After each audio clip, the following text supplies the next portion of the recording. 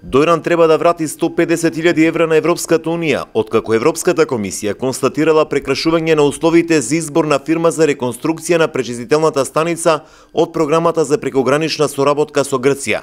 Станува збор за дел од проектот за заштита на Дојранското езеро од 2014-та, вреден 309.000 евра за Дојран.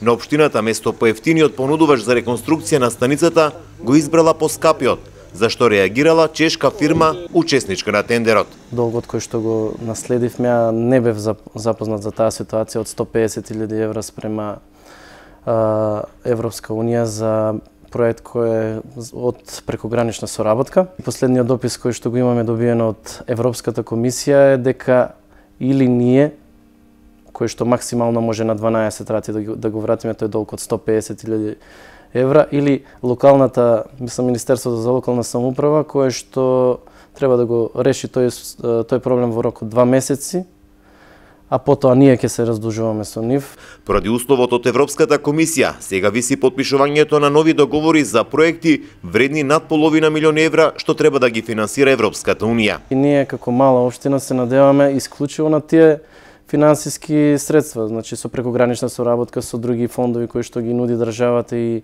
министерствата, бидејќи и самите приходи на општината од своето функционирање не се толку големи за да може да реализираме одредени капитални проекти. Добивање на бродче кое што ќе служи за чистење на треви на самата кал во езерото, а со тоа и прочистувањето и ќе се добие ефект. Од Министерството за локална самоуправа информира дека се работи на решавање на проблемот. Било информирано Министерството за финансии и премиерот Зоран Заев и веќе на едно од следните владини седници се очекува одлука за обезбедување средства со цел Дојран да не биде на црната листа на Европската Унија за користење пари од европските фондови.